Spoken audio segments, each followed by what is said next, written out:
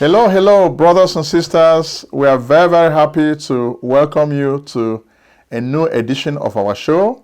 As always, we'd like to thank you for subscribing. We'd like to thank you for watching the show. As we've always told you, this is your show. Every week, you provide us a lot of content. Based on what you provide, that's what we use to produce this show. So we cannot thank you enough. Without you, there will be no show. But just know that this show is your voice.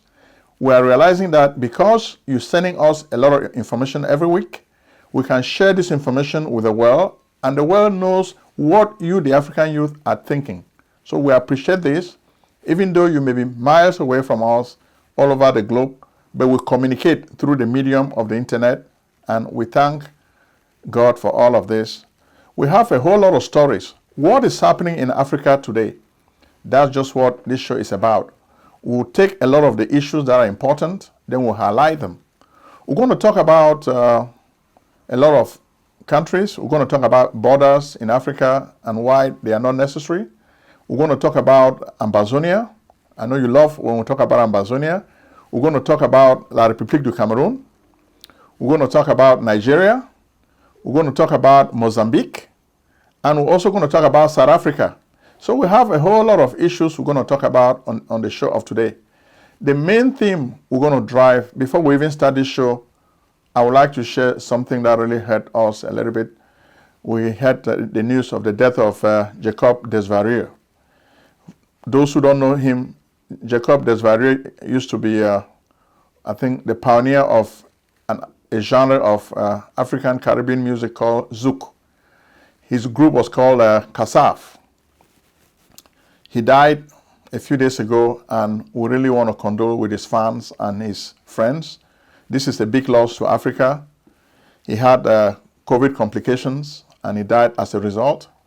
We had even watched some videos of him while he was sick, and he was interviewed, and he was talking about the disease. We just ask God to accept him into his new home. Okay, as a Christian, we really accept this loss, because whenever somebody dies, we know that they are going to meet Christ, so we accept it. For those who are of other faiths, we're not really challenging you, but just understand that as Christians, we feel bad when people die, and we feel for their families. So most of you should have at least heard the Kasaf music. It was very, very popular during the mid-80s. I was really introduced to this music by a younger sister of mine. I remember I used to be in a bedroom. Then I was listening to her dancing in the family room. When I came, I'm like, what kind of music is that? It sounded strange, but it had a feeling of familiarity to it. And when I asked my younger sister, I said, what music are you dancing to? She said, it's Kasaf, Kasaf, Kasaf. Kasaf is a very popular group. They are taking over Africa like the Beatles. So then you had another lady who was part of the group, like Jocelyn Berois. She too was a very, very good singer, and her voice was on almost all their records. And they could also put on a great show. I remember I had a guy called Mr. Paris in Washington, D.C. He's a music show organizer. He invited Kasaf to Washington at a Crossroads nightclub, a familiar and popular nightclub owned by folks from the Caribbean. So I was actually helping him to sell tickets for this show. So I had the opportunity to really meet the members of Kasaf backstage, and I chatted with them. Very friendly people, all of them, including Mr. Jacob Desvarieux. The last time he came to Washington, I was not really opportune to watch the show. He came and played with Charlotte Dipanda, a popular Cameroonian singer. I didn't go to the show, but I watched it on social media, and I really appreciated the show. So let us appreciate this loss. It was a superstar, and we accept the loss. So we look at Africa's borders. Most of these borders are artificial. Some of the problems we're having today are because of some of these colonial borders. So you can see colonialism as a backdrop to a lot of African problems. I'm not saying that Africans are not responsible for their problems. We are responsible for our problems, but colonialism is part of the backdrop when you start analyzing the way these problems are working out in Africa. So sometimes you look at borders, like I was looking at the borders in Zimbabwe, Namibia. I realized that they were like separated just by a river. all these 4 countries. So these are one people, but the colonial people just divided them into countries. They should have really been one people. So when you look at this, you see this is part of Africa's problems. Then even when you get now to Ambazonia, why is this problem happening?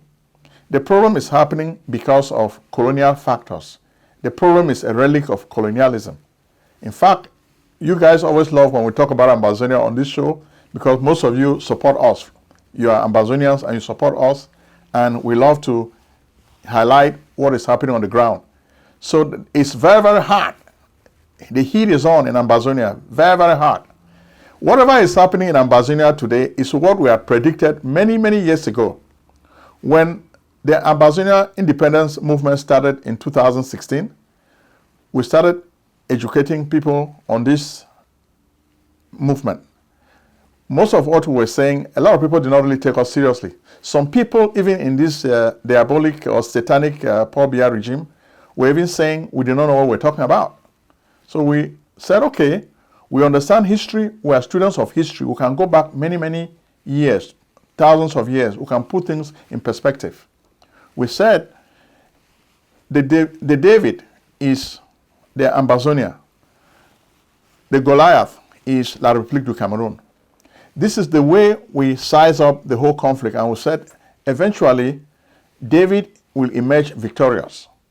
Whatever we said many, many years ago is really happening today, because when you look at the action on the ground, whatever we predicted is happening. In fact, when you watch the war today in Ambazonia, it's a fratricidal war. Brother killing brother, sister killing sister. It is a war which is becoming now like a movie. When you watch so many videos we're going to share with you today, you can see now that the war machine of La République du Cameroun has collapsed. It has been.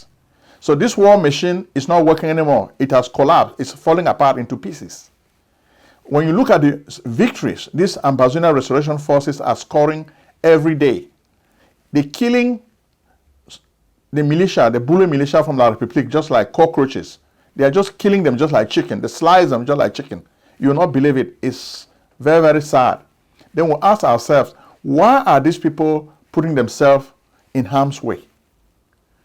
We will show you some videos. They've had a whole lot of recruitments because the army in La République du Cameroun is actually a colonial army. It's a French colonial army, which means this army was not built to serve the interests of the Cameroonian people. It was built to serve the interests of France. So this army was built to serve French needs and interests. Then why are Cameroonians joining this army and dying for France? That's the dilemma which we've seen is happening already this week. More and more soldiers from La République du Cameroun. I look at them more like militia. They're not really soldiers because they're just a collection of people from a Paul Biya's tribe. Then they put them with other Cameroonians to fight. These people are fighting a war that they don't like. So this week, most soldiers have started complaining. They are grumbling. They are protesting. That why are they dying in vain? So they are talking. We had predicted this many, many years ago that it's going to come to this. So it has come to this. A lot of families in La République du Cameroun are experiencing the effects of this war. We told you before that this war is an asymmetrical war. The techniques are different from a traditional war. In a traditional war, you have two traditional armies. They know each other, they face each other with traditional weapons. But in asymmetrical warfare, sometimes the traditional army does not even know the opponent. So they're just fighting with brute force. Early in the war, La République was victorious, and most of these people thought it would take probably 2 days, 2 weeks. They will kill people from Ambazonia and they will submit. It has not happened. Instead, the Ambazonian guys have upped their game. When you look at what is happening, the guys have better weapons. They are seizing these weapons from La République soldiers, and they are killing them like flies. When you look at the number of people who are dying from La République, you will not even believe it. Some of the intelligence we've gathered from officers in La République du Cameroun, they are telling us that their superiors do not want them to count the number of soldiers who are killed on the war front. If, for example, 10 soldiers die, they will record 1.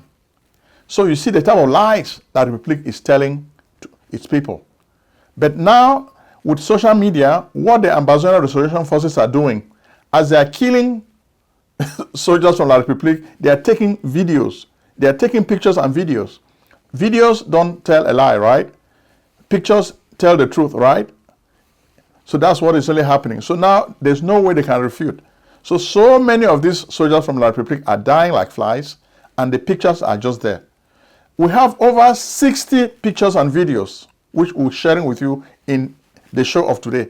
There are just so many. A lot of vehicles that have been destroyed. You cannot even believe it. So many vehicles. They've destroyed them. Then you see dead bodies. We don't even want to show dead bodies because YouTube censors us each time we show a dead body. So we're going to mask some of the dead bodies, but you see some of the vehicles. Like this week, you can even see attacks from Otu. I know where Otu is. Otu is closer to Nigeria because that's the area I come from. I know that area very well. I speak the same language with the guys who are acting. So those guys know the terrain, and most of these recruits from La Republique do not even know the terrain. So they have a lot of disadvantages, and some of them are not even illiterate. When you look at the way they recruit them, they just recruit them en masse. So initially, most of them joined the effort, not because they are patriotic. They joined the army of La Republique du Cameroun because they want to make a living for themselves. As we've said before, this army is a colonial army. It's not an army for patriotic Cameroonians. This army is built by French people. Even the advisors in this army are French. And it's a very small army. It's not even like a very big army. And the army doesn't even have a lot of experience fighting a war. Which is why, when some people may ask, why is it so easy for just a few guys from Ambazonia without any military training? Why is it so easy for them to overpower this formidable Cameroonian army? It's because the army is less than 15,000 persons. It's a very small army, and the army is not motivated. Even the B, which is Mr. Biya's personal army, has lost its motivation. They've seen that they are dying for nothing. So it's really sad when you look at what is happening. Like this week, there are so many victories for the restoration forces from Ambazonia. The victories are just so many to the point that I don't even know how to count. So many. So the guys now have so much self-confidence. When they go to fight, you see, even in Osing, another village in Manu division, you should know that the Manu guys are very, very unhappy because the Biya government has kept Sisiku in jail in Yaoundé, Kondengi. Sisiku has been there now for a long time, and this is not making the people happy. Initially, Sisiku was abducted from Nigeria with his team. They were thinking that maybe in a few weeks, once they do this, the whole movement will collapse. But the way things work, Mr. Sako Ikome, you may not like his politics, but he has done a very good job, we think, because he has really kept the fire. He has been able to keep things going. And we also thank Mr. Chris Anu. He too has really done a good job to really keep the fire burning. They have really been orchestrating this revolution against the colonial forces of Mr. Paul Biya. Far from the madding crowd of La Republique du Cameroun, they are guiding everything, and things are really working, and the fighters are motivated. So you go to Lebialem, like this week, I think we heard from the great Field Marshal of Ambazonia. So they are doing a draft for him, and we think they're going to raise a whole lot of money. So when this happens, Field Marshal is going to even become deadlier. If you thought he was deadly, he would even get deadlier. So it's really sad. When I look, there will be darker days ahead for La Republique du Cameroun, the way I see things. We always predict these things. People who watch this show, they learn from it because we tell you what is going to happen. We tell you in advance. So you know and you start counting on us. So it's very, very sad. Then when you look at Osing and other places, so the whole territory is very, very hard. Sometimes we even saw a video of La Republique soldiers rescuing one of their militia guys who was arrested by the Amber forces. They kept him somewhere, and they were able to, they got a tip where the guy was found, and they went and picked him, at least they picked him up, so he escaped from his captors. But in most cases, before they can even reach the Amber guys, they really kill the cockroaches, because they look at those soldiers like cockroaches. So now most of the soldiers are complaining. They are saying that they don't want to be dying for nothing. They don't want to be dying for Mr. Biya's Bulu war. So they want to die for something that represents patriotism. This war doesn't represent patriotism because the people are dying for nothing. While they are dying, you have the top army brass who are enjoying the money from the war. So the rank and file and some of the officers are very, very angry. So the morale in the La Republic Army is very, very low as we speak. It's really down. Then the whole war machine has been destroyed by the Ambazonian restoration forces. So when you look at the fighters of La Republique du Cameroun, they are fighting, but they don't really have the stomach to fight. So they don't really have the stomach to fight. Before, they were just killing people, but the Ambazonian restoration forces have changed the way the game is played on the ground. They have the upper hand, and La Republique du Cameroun forces are losing. They are losing, they are losing, they are losing.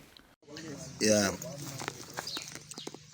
Today, the 1st of August, 2021, under the leadership of Major General Sagat, under Mantel Alliance, thanks to all the generals, as well as Siam, today we launch attack from Munya Road. We succeed to take one gun and the military man that I scored that we check and take the gun with a checkpoint. So it need be easy. So it need be easy, but we struggle. So to take one material. So I mean, I don't want La public president say me move it troop them because you know if you ever win we whether you do or do anything win you better me move all it troop them carry and go down with the key innocent speaking them day and night. Thank you now. The way more na say we're not easy on La public side. We're not talking affecting and that and it's called that woman is So when you're joining the military, you have to know what you're joining. So I don't know what most of those guys were doing. Initially, they were saying they wanted to join to fight against the Ambazonian guys. They got their wishes. They joined the army to fight to kill Ambazonian guys, but now the Ambazonian guys are killing them like flies. So this is very, very sad. And we're telling the people, watch the videos that we have on this channel. Watch the pictures. Okay, look at them. You can really gather why it is important for you not to join the Biya army. If you're joining this army, it means you want to be suicidal. If you want to commit suicide, sure, join the army. You go and die in Ambazonia.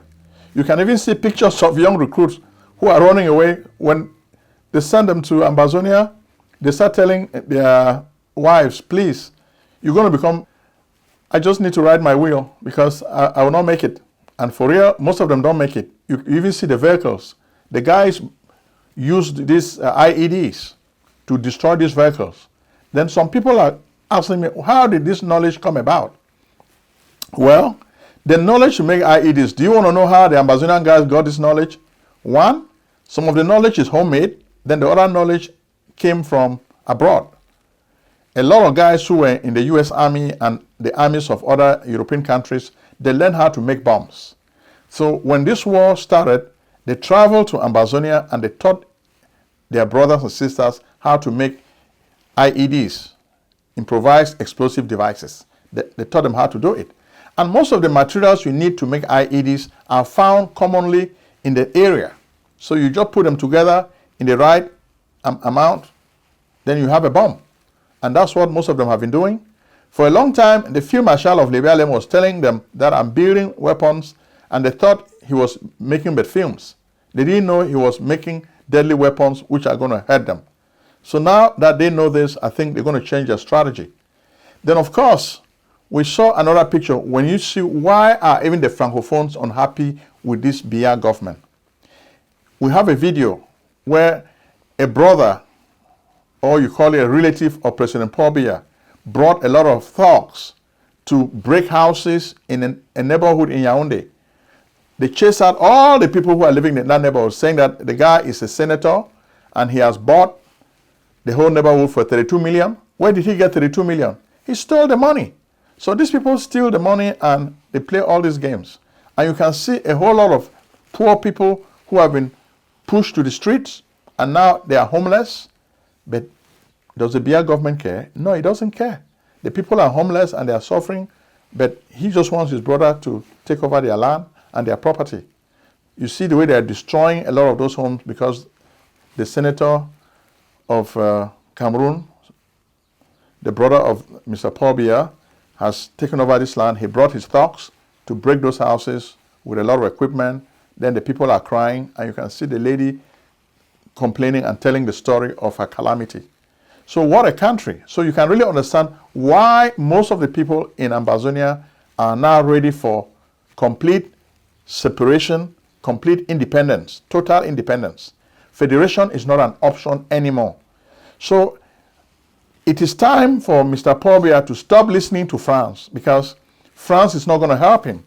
Where things are now, the Ambazonian guys are ready for complete separation, to form their own country and be a real country. Some of them say c'est un pays fantôme. Ce n'est plus un pays fantôme, c'est un vrai pays. Le pays est réel. OK? Ce n'est pas un pays fantôme. Cessez de dire que c'est un pays fantôme. Vous comprenez? Thank you very much. So I just wanted to let you guys know in French that I want the Francophones to know that Ambazonia is not a fake country. It's real. Because they keep saying c'est un pays fantôme, which means it's like not real. It's a real country. It's a real country with real geography. So I want them to know this, and it's really sad.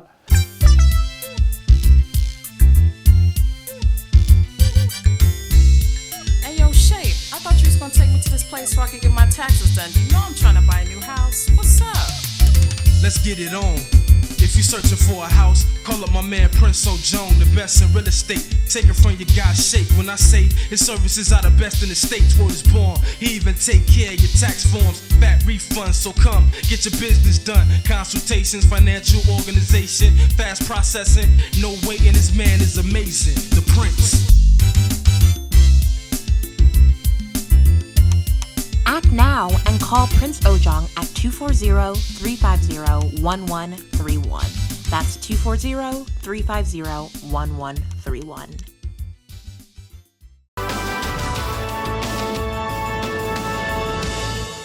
Next, we go to Nigeria. We have a whole lot of stories in Nigeria.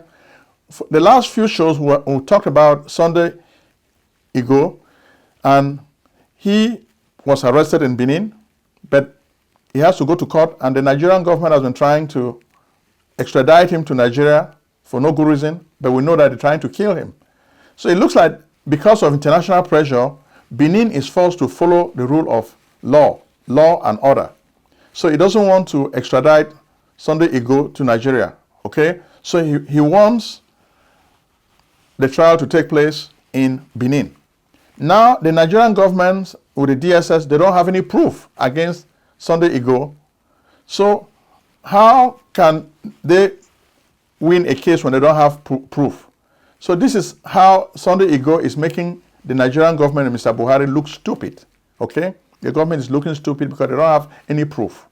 They're having a case against him, but now in a court of law, they cannot show any proof. They just have the military to run around, helter-skelter, arresting people and killing them for no good reason.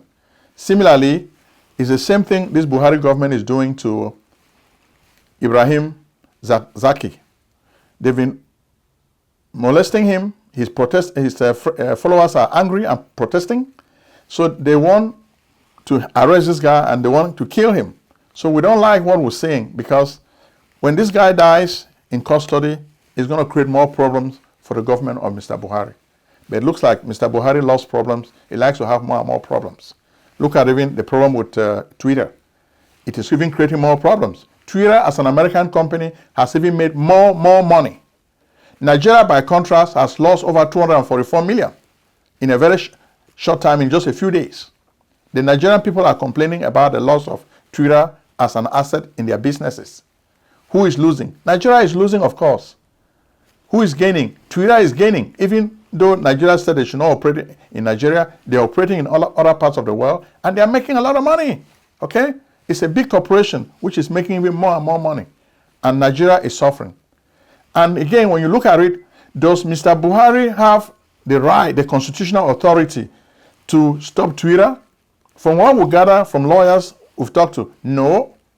So Mr. Buhari doesn't like to deal with lawyers because he likes to just do things like a dictator. Even Femi Falana, who is a freedom fighter and a humanitarian, he has been telling them that you're doing the wrong thing, but they don't listen. So this Buhari government doesn't listen. Before we close, we want to take you to Mozambique. Mozambique is having a problem with Islamic insurgency. Rwanda, South Africa have sent forces to help the government of Filipe Nyusi. So we'll see how that happens. But on a final note, we talked to you about South Africa's displeasure about giving Israel observer status at the AU, which is the African Union. Mahama Faki, the executive of the African Union, a colonial lawyer from Chad, is the one who is doing all this dirty work. We talked about it in our last show, and most of you sent us a lot of comments, and you said you did not like the idea. We did a poll, and you guys supported us that you did not like the idea. South Africa even has a document that they have written, a public notice saying that they were not consulted. As a big player in the African Union, why was South Africa not consulted? Most of the other members too were not consulted, but Mahamat Faki just did what he likes. So it is time for Mahamat Faki to go. So put pressure to kick Mahamat Faki out of the African Union because he's a puppet. Okay? We thank you for watching the show of today. We've had a lot of stuff to tell you. Go with all this information, and we'll say subscribe to our show. Let us have more numbers, because the more numbers we have, the better for you. So don't let YouTube censor us. Use your ability. Share this show with so many of your friends. The more people who get this show, they watch it, will get big numbers, and the revolution will go on. Thank you very much, brothers and sisters. Is your EMR EHR COVID-19 ready? If not, you do not know what you are missing. Why do you suffer in silence? Be smart. Turn to Alexia HTC today. Alexia HTC is the leader in virtual solution and communication technology in these times of pandemic crisis. When the unexpected happens, who are you going to call? Alexia HTC. Come and see how Alexia HTC Cloud Communications are enabling your fellow healthcare providers to consult with patients virtually and making big money. Alexia HTC also enables your employees to work remotely during the COVID-19 crisis. Are your employees safe? Do not jeopardize the health and safety of your patients and practice. What can Alexia HTC do for you? Alexia HTC is the new Colossus, the sister of physicians, who gives you back liberty, that is, the freedom to practice medicine your way. Vivacious virtual visits wherever you please. Amazing e-prescribing. Quick access to patient information. Easy access to medical records from other providers. Rapid drug allergy checks. Integrated lab tests and results. Give me your tired, your poor, your huddled doctors yearning to breathe free. The wretched refuse of your greedy corporations. Send these, the homeless, tempest-tossed physicians, to me. I give them the refuge. The happy home of Alexia HTC. Act now. Browse alexiahtc.com or call 240-350-1131. Medical practice software is too old. Indeed, all the programs are built on MUMPS, technology of the 1950s, and the programs cost too much money. Epic and Cerner cost billions of dollars. Meditech costs thousands of dollars too. In fact, that's why we created alexiahtc.com, a new and free EMR/EHR for doctors. alexiahtc.com is built for HIPAA. Yes, magical one-screen technology, ease of use, quick charting, amazing e-prescribing, tight labs integration, multi-office difference, because we believe doctors and patients need a break today. Be the first to test drive alexiahtc.com. You have nothing to lose, you have everything to gain. Act now. Call 240-350-1131. Alexia Care Corporation at alexiahtc.com.